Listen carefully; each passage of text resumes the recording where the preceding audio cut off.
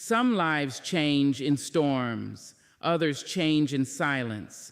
But the most lasting change, that happens in whispers, small habits practiced daily that echo through generations. Wake up with intention, and you do more than just rise from sleep. You rise into purpose. The world will try to pull you from the moment you open your eyes. Alarms will scream, notifications will blink, deadlines will whisper your name before your feet hit the ground. But the soul doesn't rise through noise. The soul rises through meaning. When you wake with intention, you reclaim the moment. You stop letting the day dictate your energy, and instead, you tell the day who you are. That is not a grand act. It is a quiet rebellion, and it begins not with a plan, but with presence. The first breath you take in the morning is not just oxygen. It is permission. Permission to begin again. Permission to be here now. Permission to rise into the person you say you want to become. But most people miss that sacred breath. They move fast. They grab the phone. They scroll. They compare. They get dressed in panic. They chase time like it owes them something. But when you wake with intention, time bows to you.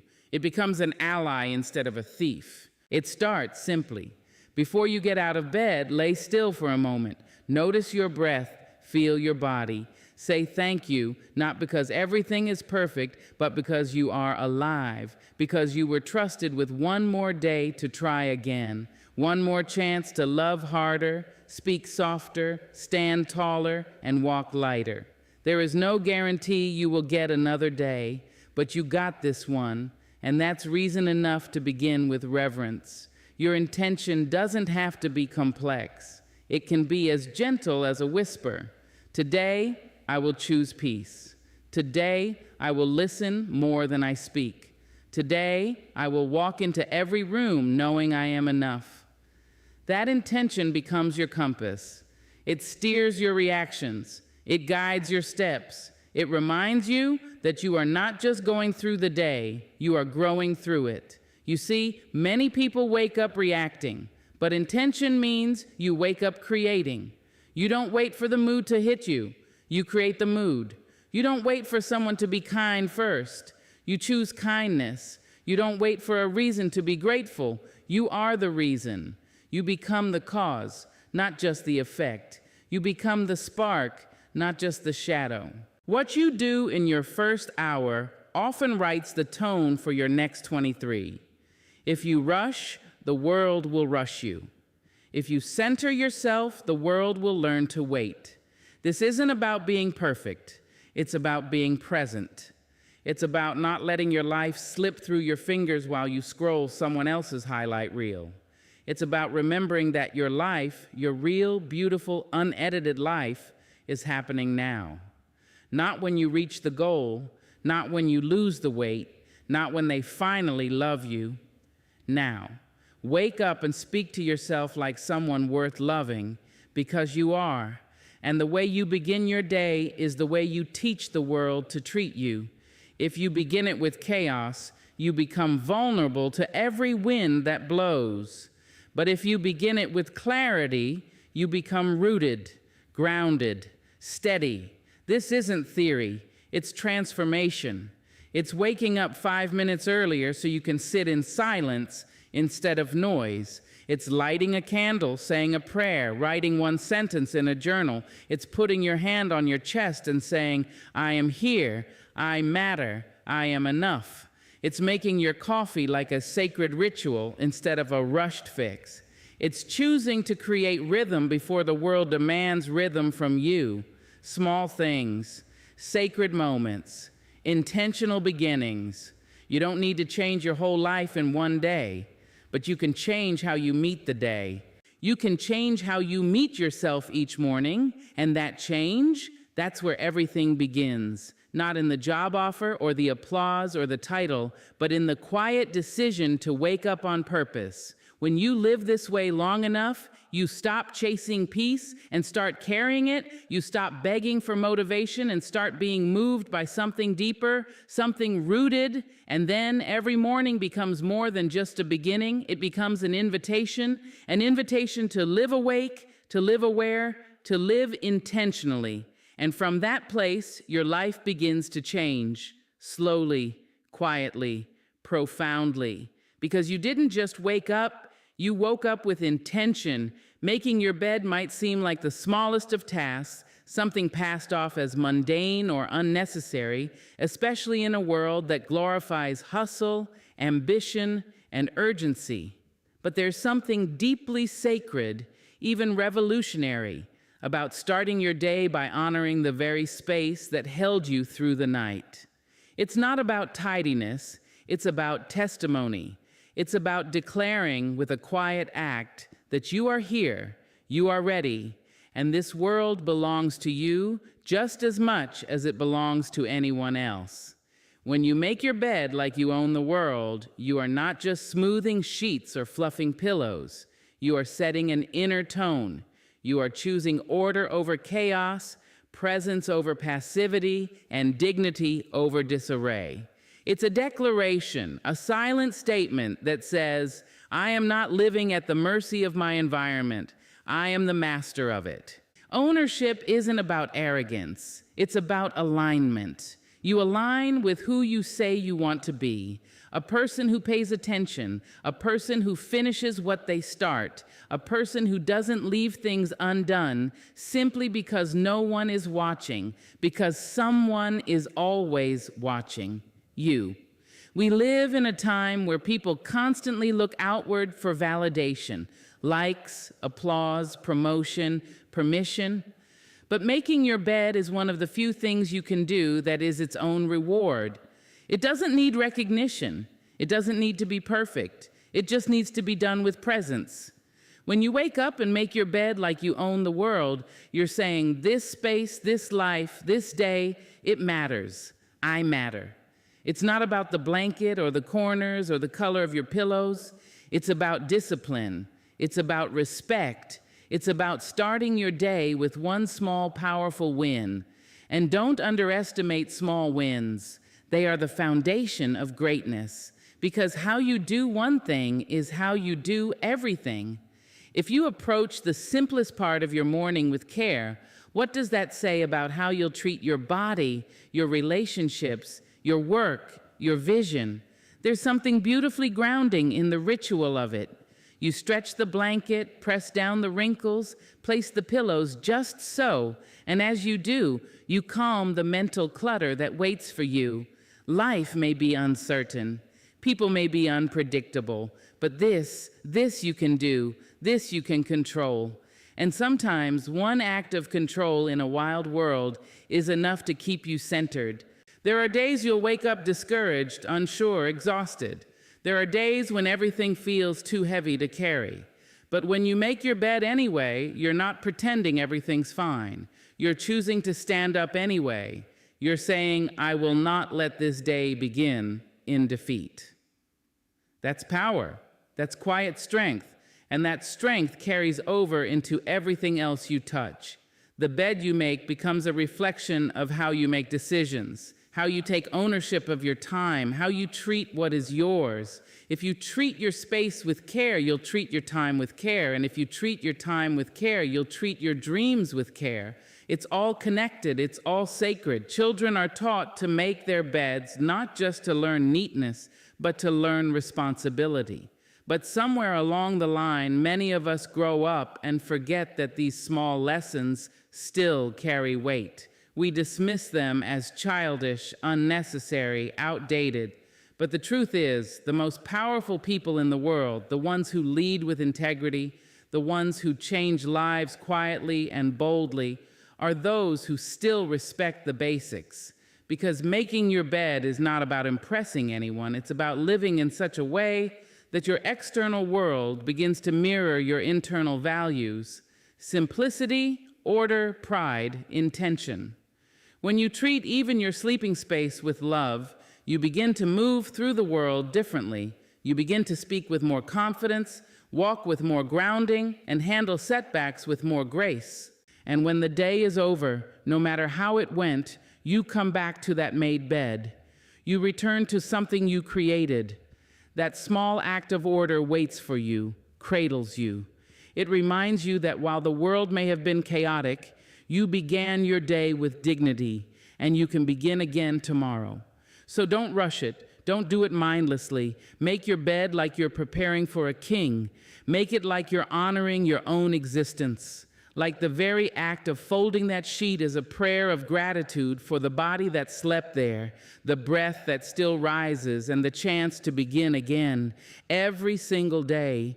Because when you live like you own the world, you treat every detail, no matter how small, as a doorway to something greater. And that's exactly what making your bed can be. Not a chore, but a beginning. A daily whisper that says, "This is mine. I choose presence. I choose care. I choose to live this day awake." Before the world has a chance to fill your mind with noise, give your mind something beautiful to hold on to. In a time where distractions greet you before your eyes have fully opened, there is quiet strength in choosing to feed your mind first, before headlines, before chaos, before anyone else's opinion has a chance to sit at the table of your thoughts. The world is loud, and it does not ask permission to enter. It barges in through news feeds, messages, emails, scrolling timelines, and anxious updates. But your mind is not a landfill for every piece of breaking news or everyone's unchecked emotion. Your mind is a garden. What you plant there, you will eventually harvest. So the question is not if your mind will be fed, but who will feed it and with what. You get to choose what enters first. And that choice will shape how you see, speak, and respond to the rest of the day. Feeding your mind before the world does means beginning your day with intention, not intrusion. It means deciding what kind of mental state you deserve to be in, not by accident, but by ritual. You don't wait to feel inspired. You plant the inspiration yourself. It might be a page from a book that feeds your spirit, a few lines of poetry that reconnect you with something deep. It might be a sacred verse, a calming podcast, or 5 minutes of writing your thoughts. It could be silence, or stillness, or stretching in the dark while your thoughts breathe freely. The content doesn't matter nearly as much as the choice. The choice to say, before I let the world in, I will tend to my own soul. When you skip this, the world writes its own stories into your day. You become reactive instead of reflective. You start measuring your life by comparison instead of clarity. You consume, but you do not digest. And what you consume, angry headlines, tragic news, unfiltered opinions, starts to influence your attitude, your pace, your confidence, your peace. But when you feed your mind on purpose, the rest of the world has to adjust to you. You are no longer being pulled in 5 directions before breakfast. You are rooted in something deeper, something chosen, something sacred. You speak slower, you listen better, you walk taller, because you didn't allow the world to write the first sentence of your story that day. You wrote it yourself. Your mental diet is just as important as your physical one. Imagine waking up and immediately drinking a glass of dirty water. That's what it's like when the first thing you take in is outrage, gossip, or doom scrolling. Your body may be awake, but your spirit starts the day polluted. That's not the energy you need to make decisions, love well, or stay grounded. That's not the fuel for someone with dreams, with a calling, with a purpose to walk out. What you allow into your mental space first thing in the morning has a way of lingering. It echoes. It follows you into your conversations, into your work, into your stillness. So why not let it be something that speaks truth to you? Why not let it be wisdom or joy or something that reminds you of your worth before the world tries to measure it? Feeding your mind first is not just a practice, it's a declaration. It says, I respect my peace. I value my focus. I refuse to start the day already behind in my spirit. It means setting the tone before the world sets it for you. And the tone you set in the morning will often carry through your relationships, your creativity, your resilience. Even your body responds differently when the mind is fed with calm instead of chaos. This isn't about perfection, it's about permission.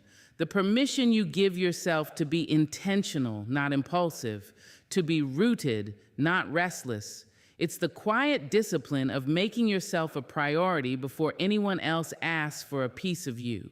That's not selfish, that's self-respect. So tomorrow, when you open your eyes, don't reach for the noise. Reach for something that centers you. Reach for wisdom, for stillness, for breath, for presence. Because when you feed your mind with care, the world doesn't shake you so easily. You become a lighthouse, not a leaf in the storm. And that kind of person doesn't just survive the day, they lead it. There is a kind of kindness that doesn't announce itself. It doesn't wait for cameras or credit. It doesn't post itself for praise or dress itself up in grand gestures. It moves like water, quiet, necessary, and deeply healing. Silent kindness is the kind of love that expects nothing back. It's not done for applause. It's done because something within you knows, this is who I am. In a world obsessed with being seen, practicing silent kindness is a radical act. To do good with no spotlight, to lift someone without ever being mentioned, to plant goodness in the ground without waiting to see the flower bloom. That takes strength, that takes humility, and it takes a heart that has made peace with being unseen. We often think kindness has to be big to matter, but it's the smallest acts done in silence that tend to stay with people the longest. The person who quietly paid for a stranger's meal, the one who held the door a few seconds longer without needing a thank you, the message sent when no one else noticed the sadness, the listening ear that didn't need to fix anything, just stayed present. Those moments shape people, not loudly, but lastingly. When you choose to practice silent kindness, you become the kind of presence that makes others feel safe without knowing why. You don't force your energy into the room, you offer it like an open hand. You become someone who sees without demanding to be seen, someone who gives not to build a reputation, but to build a world where goodness still has a place. There's a deep wisdom in being kind quietly. It frees you. It strips away the ego that wants recognition and leaves behind only the soul, doing what it knows is right. Silent kindness teaches you that goodness isn't a show, it's a rhythm, a way of moving through life that doesn't need witnesses to be worthwhile. And sometimes the silence is the kindness. The moment you choose not to gossip, the argument you could have won, but chose to end with peace. The words you wanted to say in anger but didn't. The assumptions you didn't make. The space you gave someone to feel without pressure. These are the silent choices that speak the loudest in someone's memory. You may never know the full impact of your quiet kindness. You may never see how that smile helped someone choose not to give up that day, or how your small gesture softened someone's heart after a string of hard days. But that doesn't make your kindness any less powerful. In fact, it makes it more sacred, because it was never about the outcome, it was about the offering. Silent kindness also teaches patience. You learn to act not for reward, but from alignment. You don't need instant feedback or fast results. You know the seed was planted. You trust that goodness multiplies even when it's invisible. And in doing so, you grow in your own character. You become rooted in something far deeper than approval. You become rooted in integrity. In a world that teaches people to prove, to perform, to promote, silent kindness returns you to the quiet dignity of being human, of walking gently, of loving without conditions, of remembering that sometimes the kindest thing you can do is not interrupt, Not correct, not control, but simply be there. It's easy to get caught up in what's visible. Who notices? Who thanks you? Who gives back? But silent kindness invites you into a different kind of abundance. One where your reward is the peace you carry, the way your heart feels after you give without strings, the stillness that follows a choice rooted in love. Not everyone will understand this way of living, and that's okay. It's not for everyone, but if you've ever longed for a softer world, you can start by being that softness. If you've ever wanted more gentleness in the spaces you walk through, let it begin in your own hands, your own voice, your own choices, because someone out there is carrying something heavy, something you may never see. And your quiet kindness, the door held, the silence honored, the burden lightened, may be the only grace they feel today. It may be the thread that keeps them holding on. Not because it fixed everything, but because it reminded them they weren't alone. That is the power of silent kindness. It doesn't shout, it doesn't shine, but it stays. It echoes. It transforms softly, without needing to be known, without needing to be named. And in a world hungry for attention, to be quietly kind is to be profoundly brave. As the day winds down and the sky dims into evening, there comes a moment that belongs only to you. A quiet moment when the noise settles and the world softens. That moment holds power, not in what happened, but in how you choose to meet it. You can end your day drowning in regret, or you can end it wrapped in reflection. One drains you, the other restores you. Regret is a heavy companion.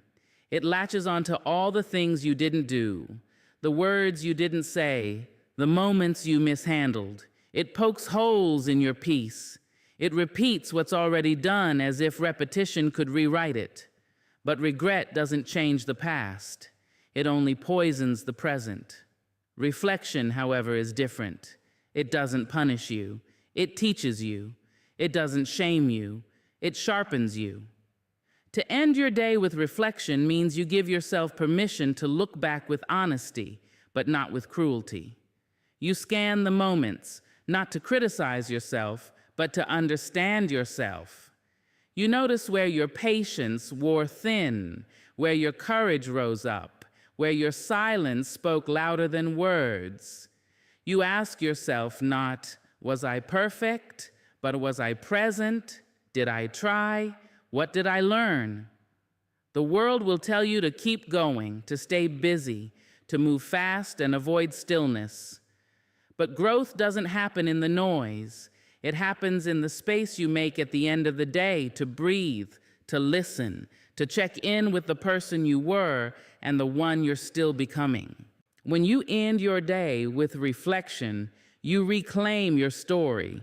You remind yourself that even if everything didn't go as planned, you are still here, still trying, still learning, and that is something to be proud of. Reflection gives you grace. It says, yes, you missed it today, but you saw it, and seeing it means you can do better tomorrow. That is not failure, that is evolution. It only takes a few minutes. Maybe you light a candle. Maybe you sit by the window and just breathe. Maybe you ask yourself 3 simple questions. What went well today? What didn't? What will I carry into tomorrow? You don't need to solve everything. You just need to notice. Because awareness is the first step to transformation. In that stillness, something powerful happens. You begin to hear yourself again, not the version of you that performs, deflects, or reacts, but the real you. The you that wants to grow. The you that's tired of repeating the same mistakes. The you that knows life is too short to keep ending each day in guilt, in hurry, in numbness. Reflection allows you to make peace with the day without trying to perfect it. You can forgive yourself for not saying the right thing. You can recognize the moment you should have paused but didn't. You can celebrate the choice you made that nobody else noticed, but took courage. That kind of inner recognition, it's powerful because you stop needing the world to validate your growth. You begin to see it on your own. Ending the day this way becomes a sacred rhythm. It calms your nervous system. It helps you sleep deeper. It reminds your heart that it's safe to rest because you've given your soul a chance to speak. You're not running from yourself anymore. You're sitting with yourself, listening, honoring. The beautiful thing about reflection is that it doesn't just help you grow, it helps you release. All the things you can't change, the conversations that didn't go your way, the expectations you didn't meet, you breathe them out, you lay them down. You tell yourself, it's done. I did what I could with what I had, and tomorrow I will try again with more awareness. When you choose reflection over regret, you don't end the day carrying every burden with you. You don't go to bed replaying your failures like a broken record. You go to bed with insight, with softness, with the quiet pride that comes from knowing you are doing the inner work, even if no one else sees it. And that kind of peace isn't loud. It doesn't make announcements, but it shifts something deep inside of you. Over time, that shift becomes strength. It becomes clarity. It becomes wisdom. And eventually, you stop fearing your missteps because you know they will not define you. They will shape you. But only if you have the courage to pause, to look, to learn. So end your day with reflection. Not because the day was perfect, but because you were present. Because you cared enough to notice, because you believe in the person you are becoming, because even in the quiet, even in the mistakes, even in the lessons, there is something worth carrying forward, and that something is you. There is a place within you where the world cannot reach, a place untouched by deadlines, untouched by noise, untouched by the need to be anyone other than who you are. That place is stillness, and it is not just something you visit when life slows down. It is something you must learn to honor daily, even when life speeds up. Stillness is not the absence of movement. It is the presence of awareness. It is the sacred moment when you choose to stop reacting and start listening.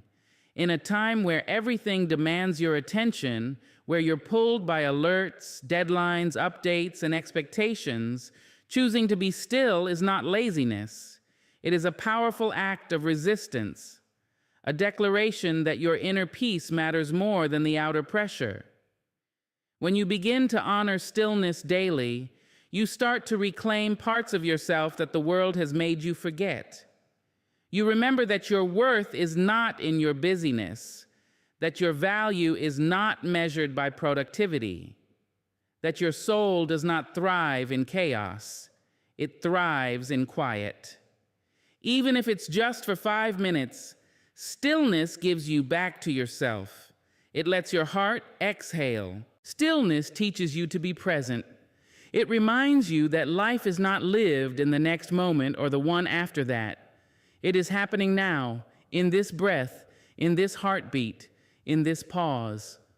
When you learn to honor stillness, you stop chasing every distraction.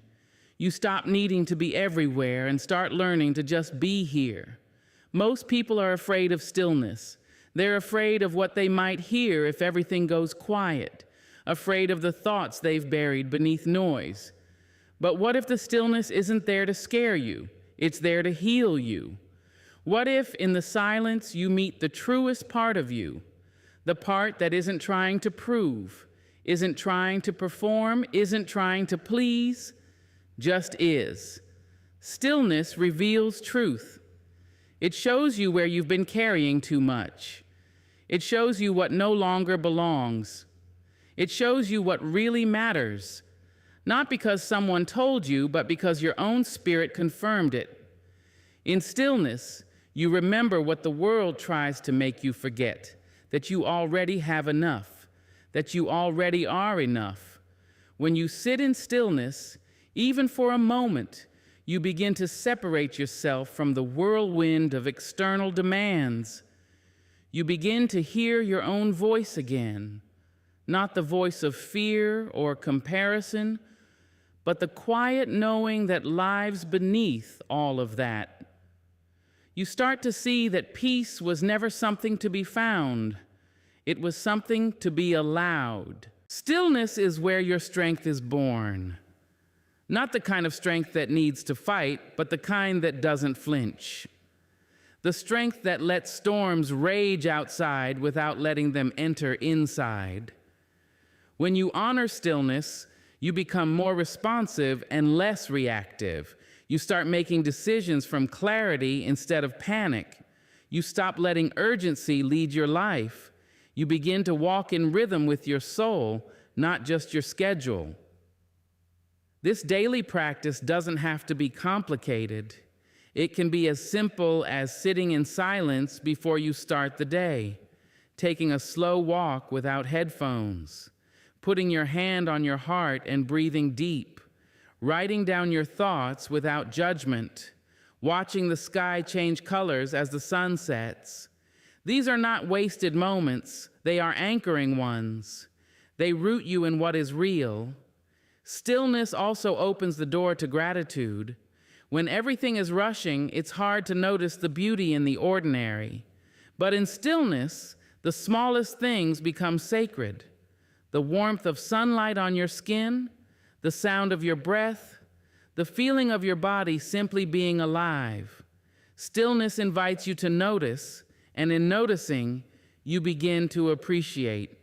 And when life does get loud, and it will, your stillness becomes your sanctuary.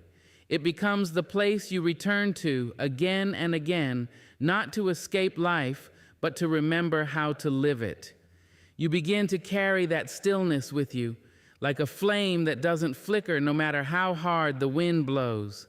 Honor stillness daily, not just for your own peace, but for the way it shapes how you show up in the world. A still soul speaks gently, acts wisely, loves deeply. It does not need to prove or perform. It simply radiates. And in a world that runs on noise, stillness is the language of wisdom.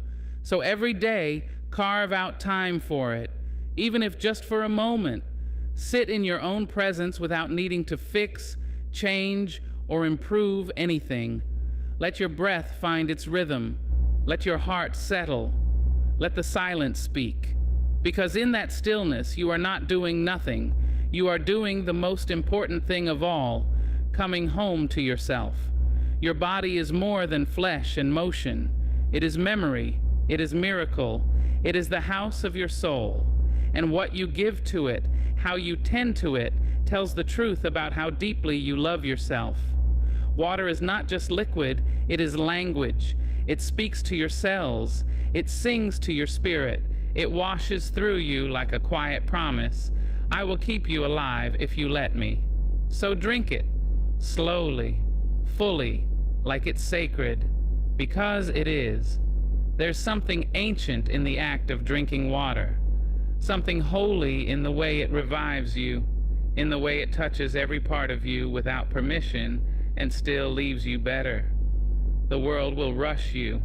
The world will feed you everything but nourishment. It will offer noise, sugar, stimulation, distraction. But water brings you home. It brings you back to the truth that health is not a reward, it's a responsibility. That being well is not about appearance, it's about reverence. To drink water with intention is to begin each day saying yes to yourself. Before the phone, before the headlines, before the world starts pulling on your spirit, take that one small act of devotion, hydrate. Give your body what it needs before the chaos starts telling you what you want. You are made of water more than anything else. Honor that. Return to it. This isn't about some perfect health routine or another chore on your wellness list.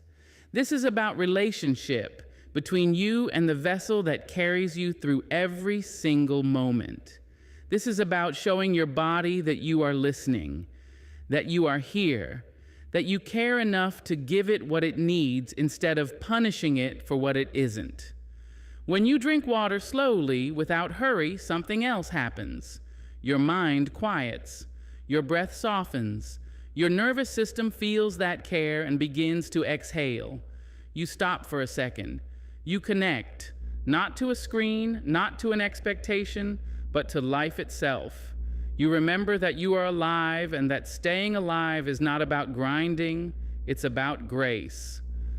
People often chase clarity in books, in plans, in advice from others, but clarity begins in the body, and water clears you, literally and energetically. It flushes what doesn't belong. It renews what has grown tired. It nourishes what is meant to grow. Your thoughts become sharper. Your skin begins to glow. Your focus deepens. And perhaps most importantly, you start to believe that you are worth this care. There are mornings when the weight of the world will sit heavy on your chest before you even rise. There are nights when sleep doesn't soothe the ache. In those times, don't reach for escape. Reach for water. It may seem too simple, too quiet, too small. But it is precisely that simplicity that carries power. You're not trying to fix everything. You're simply saying to your body, I am still with you. I have not abandoned you. Drinking water like it's sacred doesn't mean it will fix all your problems. It means you are choosing to stay anchored when everything else pulls you away. You are choosing a habit that says, I am on my own side. And over time, those tiny acts of self-loyalty become the architecture of a deeply grounded life.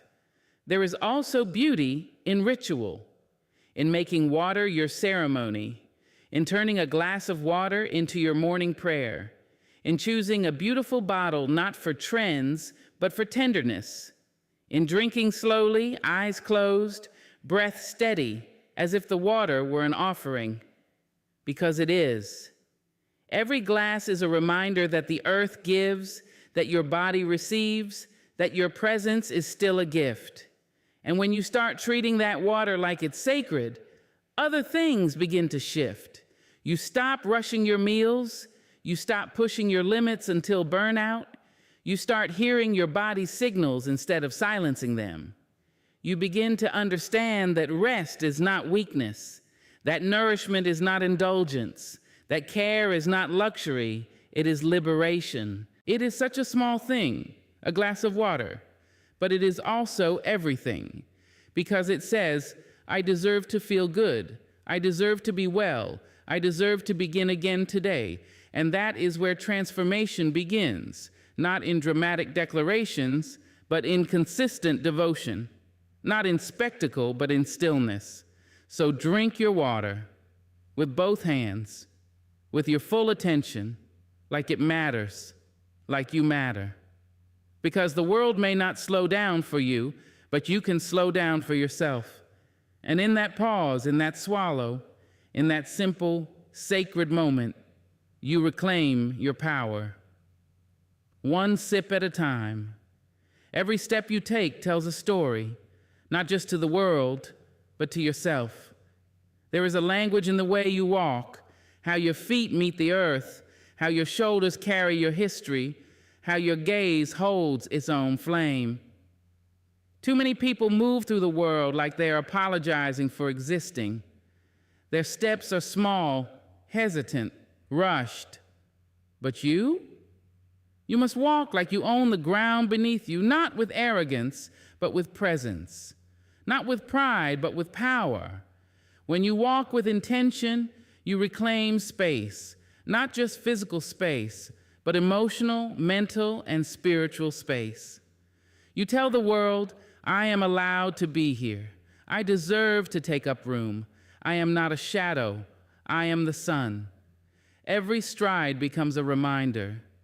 You were not born to shrink. You were not born to hurry past your life. You were born to walk fully in it. Think of all the messages your body has received over the years. Sit still, be quiet, don't speak too loud, don't move too bold. And over time, that messaging gets stored in the body, Your back curls, your head lowers, your steps grow smaller. But the body also remembers how to rise. It remembers how to hold dignity. It remembers the rhythm of courage, of confidence, of claiming. You can reteach yourself how to move through life without apology. Walking like you own the ground isn't about perfection, it's about presence. It's about being where your feet are. When you walk distracted, rushed, checked out, you miss things, you miss moments, you miss beauty. But when you walk with attention, with your spine aligned, your breath steady, your steps deliberate, you don't just move through the world, you meet it. There's a different energy that comes when someone walks into a room grounded in themselves. People feel it before they hear a word. You don't need to speak loudly when your spirit speaks clearly. You don't need to convince anyone of your worth when your very walk declares it. It is not about being seen. It is about seeing yourself and walking in a way that reflects that seeing. You are not just walking on sidewalks or down hallways. You are walking on the prayers of those who came before you, on the dreams of your younger self, on the edge of your own possibility. Walk like it. Feel the ground beneath you and know this is not just soil or stone. This is sacred because you are walking it. Your walk sets the tone for your day. It sets the tempo of your thoughts. Walk slow when you need clarity. Walk tall when you need strength. Walk steady when life feels uncertain. Your pace can be your prayer. Your posture can be your promise. Even if the world is falling apart, your walk can say, I am still whole. And when you do walk with intention, with reverence, with rootedness, you begin to notice the shift.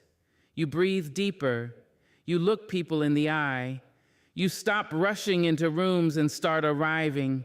You stop tiptoeing through decisions and start stepping into them, because your walk isn't just about movement, it's about mindset. Let your walk reflect the woman or man or soul you are becoming. Let it reflect your healing. Let it reflect your refusal to shrink. Let it carry all that you've survived without making that survival your burden. When you walk like you own the ground, you become your own compass. You start following your own rhythm instead of the noise of the world. And this isn't about impressing others. It's about expressing truth. It's about making a silent declaration every time your foot touches the floor. I am here. I belong. I am not backing down from this life. You begin to understand that your walk isn't a reaction. It's a choice, a daily, deliberate choice to move through life with grace, with power, and with unwavering belief in your place within it. Even on days when you feel unsure, even on days when everything inside you is trembling, especially on those days, walk with your head high. Walk like your ancestors are watching. Walk like the ground is grateful for your feet. Because sometimes the walk itself is the miracle.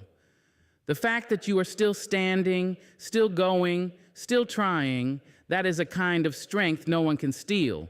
So move through the world with that quiet fire, with that steady rhythm, with that holy defiance that says, I will not disappear.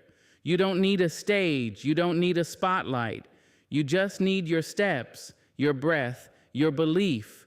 Walk like you own the ground, because you do. There is a voice inside you that speaks when no one else is around.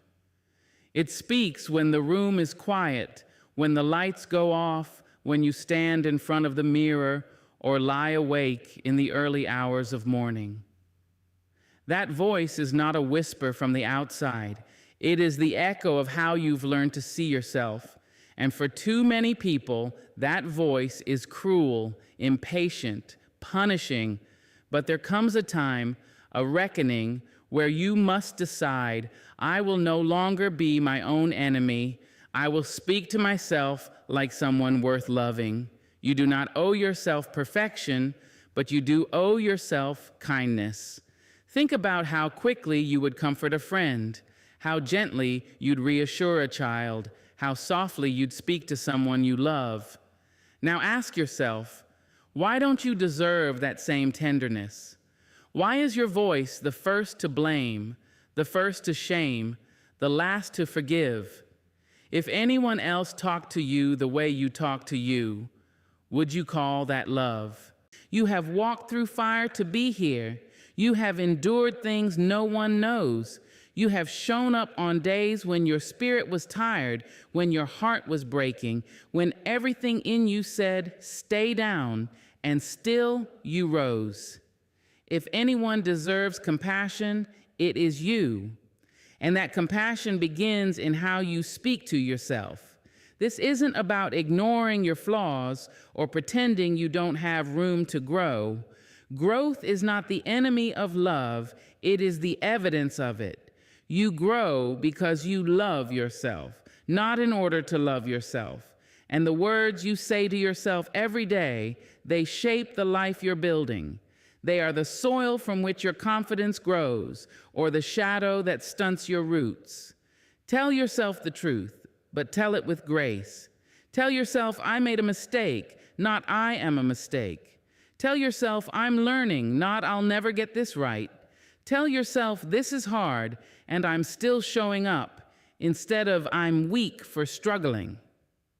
Language matters.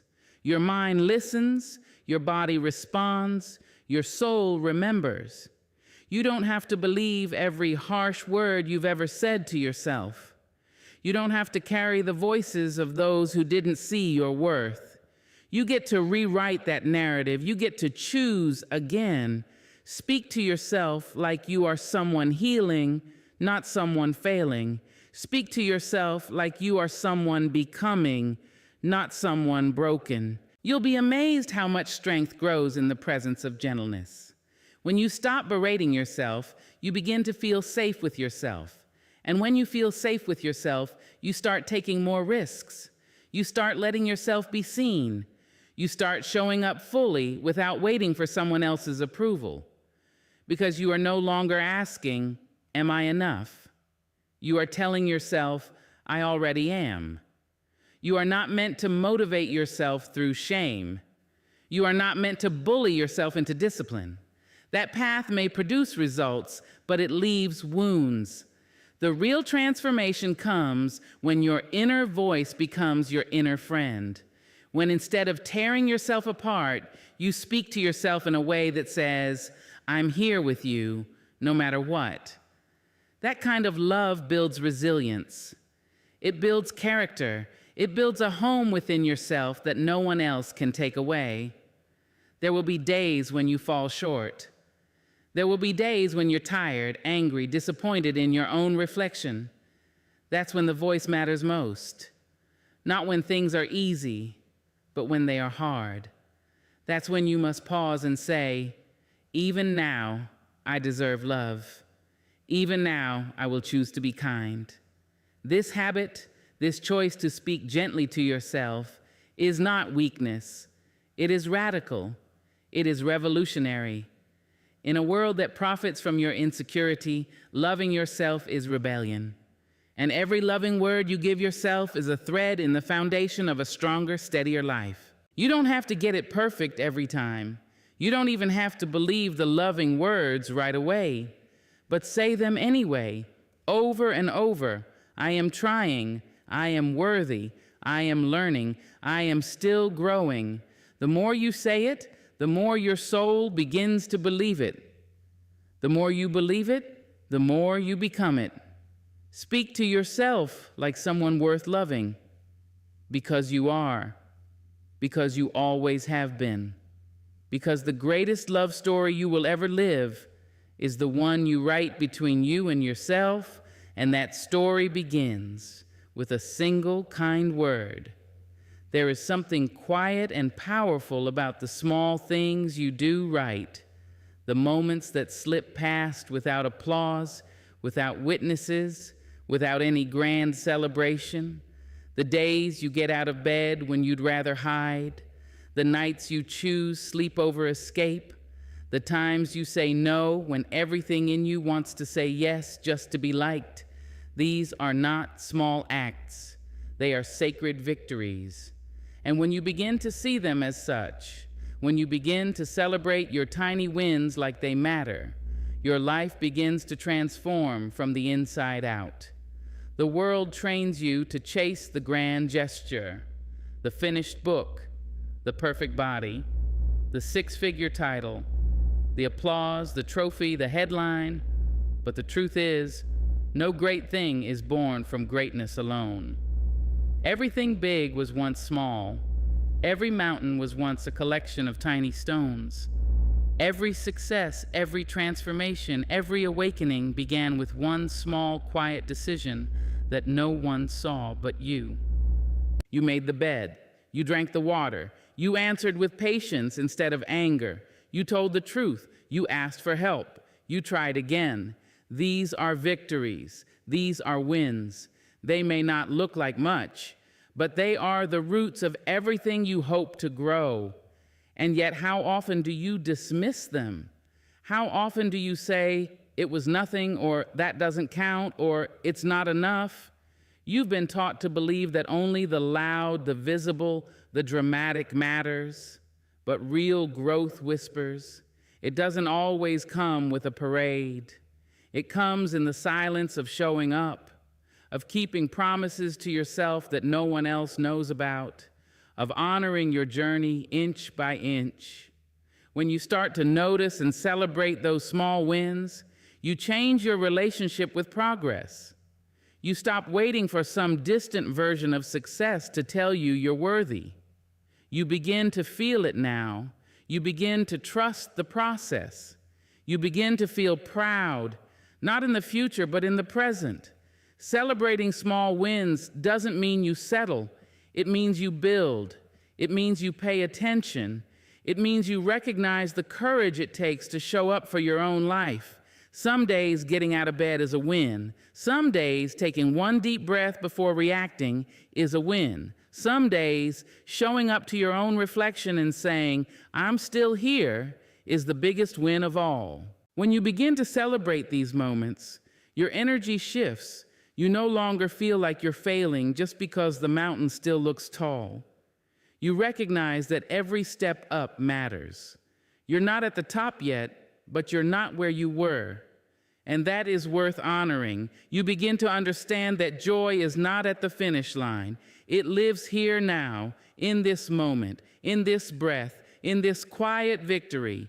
And the more you celebrate the small things, the more you begin to create a life where progress feels possible, where effort is acknowledged, where growth is measured not by perfection, but by presence. So light a candle when you finish a chapter. Play your favorite song when you make it through a hard day. Tell yourself, well done, when you make a choice that reflects your healing. Speak gratitude for the tiny moments of alignment, of clarity, of strength. Write them down. Hold them close. These are not trivial. They are the way forward. Because tiny wins build trust. They show you that you can rely on yourself. They teach you to focus on what you can do, not just what you haven't done yet. And over time, they become habits. Habits become patterns. Patterns become your life. And your life, your actual lived experience, is not a highlight reel. It is made of thousands of tiny moments stitched together by intention, by effort, by love. If you only ever celebrate the big wins, you'll spend most of your life feeling like you're behind. But if you begin to recognize the magic in the small steps, you'll see that you are moving forward all the time. Even now, even here, in this breath, you are becoming. So don't wait for the world to validate your efforts. Don't wait for the perfect day, the perfect wait, the perfect ending. Celebrate now. Celebrate often. Celebrate the you who showed up, the you who kept going, the you who is still trying, because that version of you is not small. That version of you is the foundation of everything. And she deserves to be seen. He deserves to be honored. They deserve to be celebrated. Celebrate tiny wins like they matter, because they do. They always have. You don't need a new year. You don't need a miracle. What you need is a decision to love yourself enough to try small things every single day. Because life is not transformed in grand gestures. It is transformed in the tiny, sacred acts of a person who finally says, I am worth showing up for, even in the smallest ways. Now, don't let these words fade into forgetfulness. Choose one habit today. Practice it like your life depends on it, because it does.